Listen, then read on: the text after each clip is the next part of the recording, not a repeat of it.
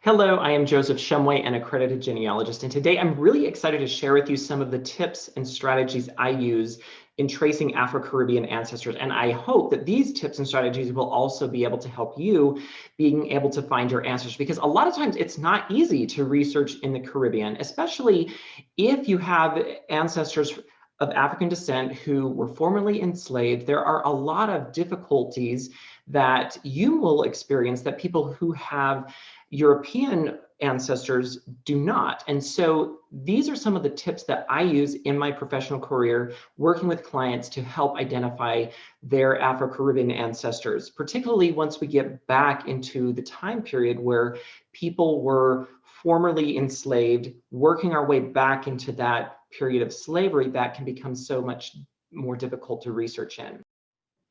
One of the things that's important to remember is that the content shared in this lecture are those of my own and not necessarily those that are reflected by FamilySearch International or RootsTech as general organizations.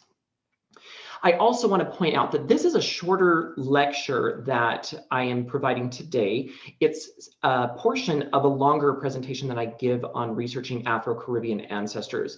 Today, we're going to focus mostly on the strategies and methodologies that can help. I'm not going to take the time to go into specific record sources, how to use them, how to apply them, to access them, etc. And so make sure that if you are looking for more information about record usage for the Caribbean, that you look at some other lecture or educational material that may be provided online or elsewhere in the RootsTech catalog. However, I also want to point out that some of the strategies I'm going to share are going to be most applicable to parts of the Caribbean that were formerly British colonies. And so those that were French or Spanish colonies, those are actually going to be oftentimes a little bit different because the record types and the cultures that created those records are going to have differences as well. So really quickly, to recap some of the primary record groups that you are going to encounter when you're researching in the Caribbean are your civil registers. These are your government issued birth, marriage, and death records. And you're also going to find that depending on which island you're researching in, the time period for which those records are available may vary slightly. You are also going to encounter church records. Predominantly the Church of England or the Anglican Church are going to be those that you encounter, but there were people that affiliated with other religious denominations, and so you'll want to consider those records as well. Registers capturing the names of enslaved peoples are very important once you get back prior to the end of slavery in the British Empire. And so this is another important record group that is unique to the British Empire that we don't have in other parts of the world. Plantation records are also another important resource. And then finally, probate and estate files for the slaveholder families and individuals also are very important in being able to trace enslaved ancestors. But again, we're not going to dive into how to use these records specifically, more so how to apply them into some deeper strategies and methodologies. So there are a couple of important key concepts that I like to share when you are successfully researching ancestors in the Caribbean. First is remembering that the surname you focus on is everything. So much of your success will hinge on what surname your ancestor is listed under and what surnames you are considering in your search. And I'm going to go into more detail throughout this presentation. But here's a little saying that I have coined that I share with people a lot of times. And it has something that I have found to be true in my research experience is that these ancestors are usually recorded. They're usually there somewhere under some surname. And I'm going to explain more how this is applicable going into this presentation. So a couple of important facts to remember, particularly around surnames and the fact that slavery created certain cultural norms that affect the surnames that our Afro-Caribbean ancestors are going to be recorded under. First off, it's important to remember that most enslaved people had a surname that they self-identified with and were known by in the slave communities. Some people don't realize that. They think that freed ancestors adopted a surname right after emancipation, and that's actually not the case. Enslaved people were often not publicly recognized by those surnames, so the white communities often did not acknowledge those surnames, but sometimes to differentiate people of the same first name, those surnames are recorded with those enslaved ancestors in the slave registers. So you sometimes see them recorded with surnames, sometimes you don't.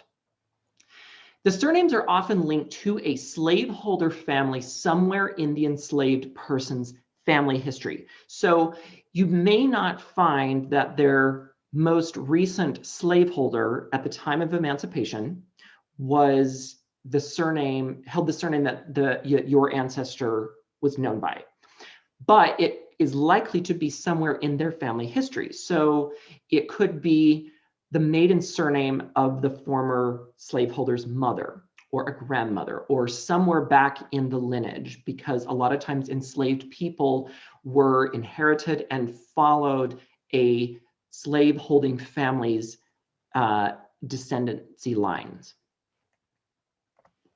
Enslaved people in the Caribbean were often more historically associated with a consistent surname than I have found, for example, with enslaved people in the United States. And so oftentimes I do find that those surnames that they were known by in slavery were a lot more consistent for those individuals.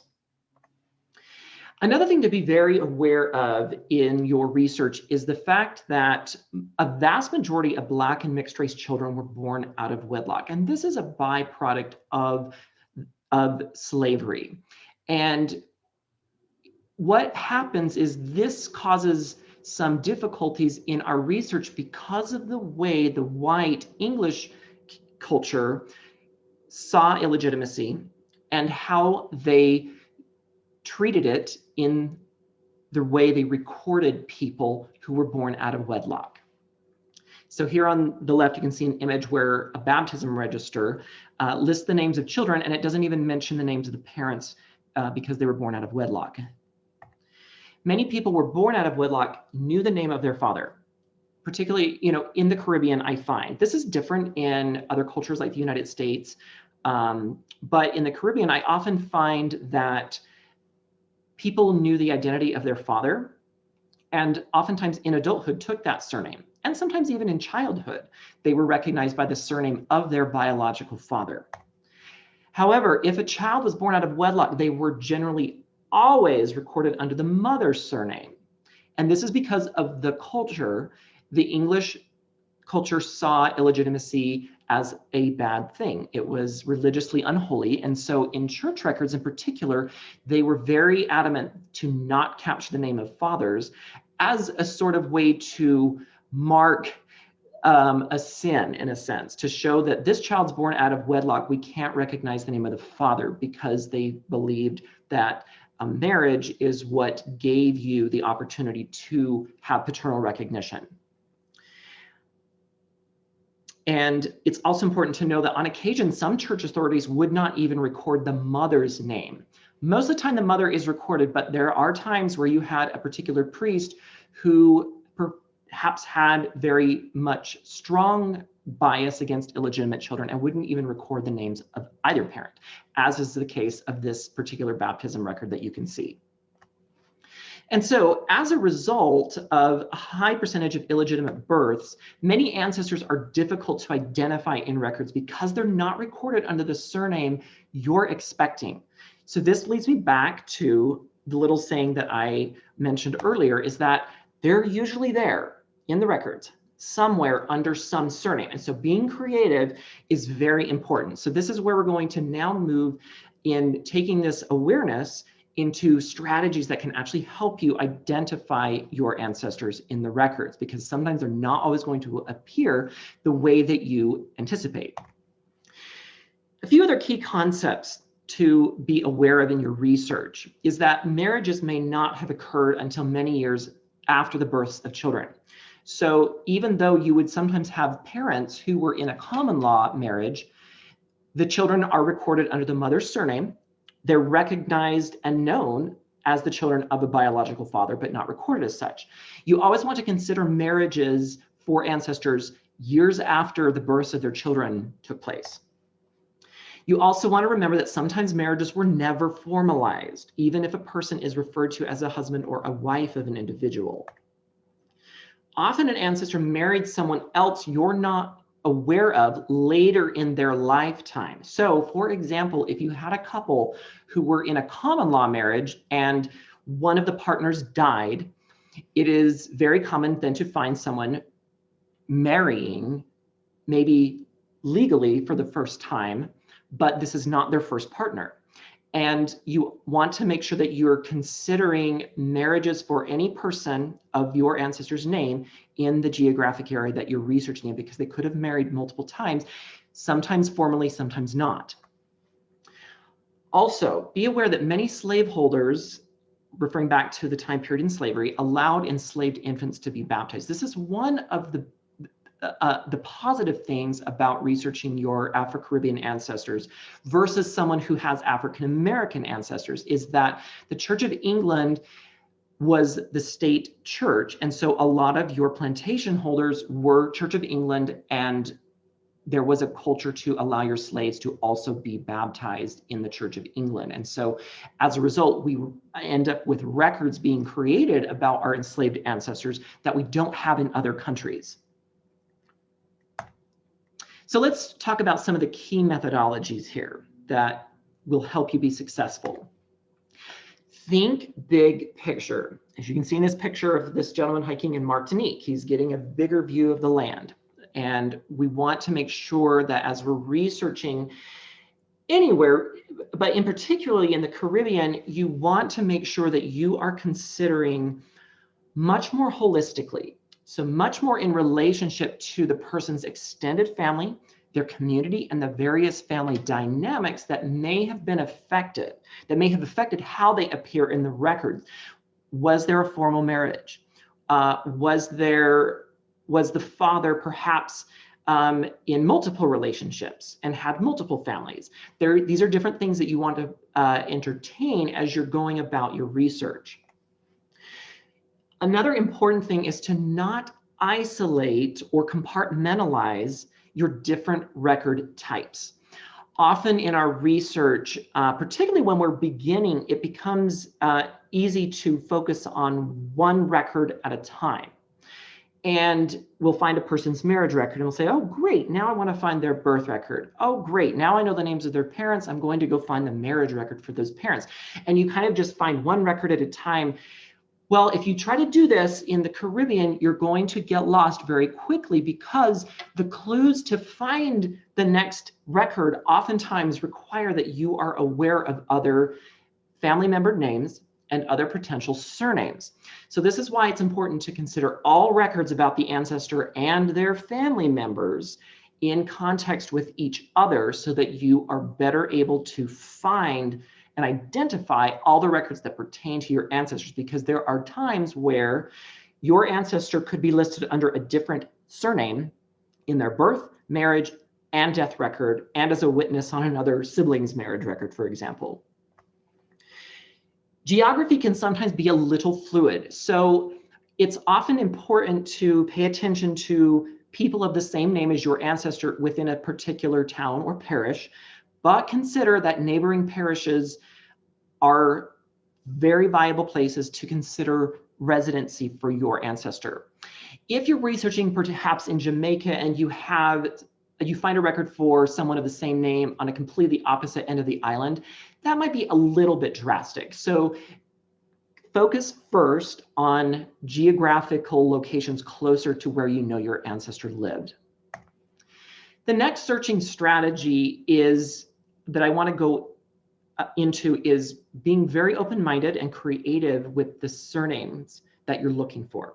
Okay, so Oftentimes, I am very successful in being able to find an ancestor in a birth or a baptism record when I search by first name only. Okay, and this can be time consuming. So oftentimes it's helpful to focus on an ancestor that has a little bit more of a unique name, whether that be their name or perhaps the name of a mother or a father. But trying to research your ancestor first under the surname that you expect is where you start. But then if you don't, try perhaps their mother's maiden surname if you know that. Then if you don't find it, consider doing first name only searches to see if your ancestor is listed under a completely different surname than you may be aware of. When you find a candidate or a potential lead in the records, you want to trace them forward in time. So if I find someone that has the same first name as my ancestor with the same name as the mother, perhaps, make sure that you try to also identify a death or a marriage record for someone of that same name to make sure that you can rule them out or not. And then, as I mentioned before, focus on ancestors who have a least common name possible. So sometimes you can make headway in researching your own family by researching a sibling or a parent. So if my ancestor's first name is Mary, for instance, but I know she had a brother named Cleophas, I may find more success by centering my search around her brother Cleophas. And that is a strategy that I oftentimes use in then being able to identify another surname that I haven't thought of that I can then go and search for my ancestor Mary under. I want to quickly walk you through a few examples before we conclude this lesson. This is an instance where we had an ancestor named Milton Duncan Garvey, and we had a birth date for him. We didn't know where in Barbados he was born, but we knew he was born March 19th, 1894. Supposedly, he was the son of an Ebenezer Garvey and a Winifred Rollins, but as we searched in the Barbados records, we could not find a Milton Duncan Garvey in any way, shape, or form. I then resorted to searching for a Milton Rollins. Same thing, no matches. Then I went back and did some specific searches around the year 1894 for any child that I could find named Milton. And what do you know, in St. Paul's Parish, or St. Paul's Church in St. Michael's Parish, we found the birth of a Milton Duncan Wilson, who was the son of a Winifred Wilson. And the fact that Winifred is a more uncommon name, and the fact that this birth date was an exact match to what we had, made me confident that we had indeed found our Milton Duncan Garvey. Further searching on his mother, Winifred Wilson, then revealed the marriage record on the top corner, where you could see Winifred Ione Wilson marrying James Augustus MacDonald Rollins. Hence, this is where the Rollins surname, though spelled slightly different, is where that name came from in the family's lore.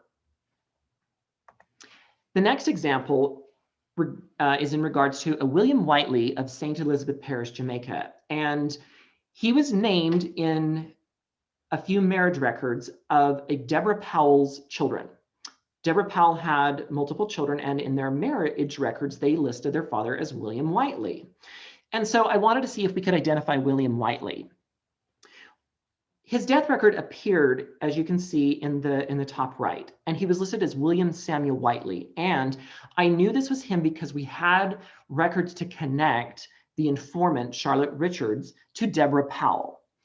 This record also stated that he was a planter, which was interesting because as a man of African descent, it was not common to find him as a planter. And so I knew that he must have had some different social or financial status than other Afro-Caribbean men in his area.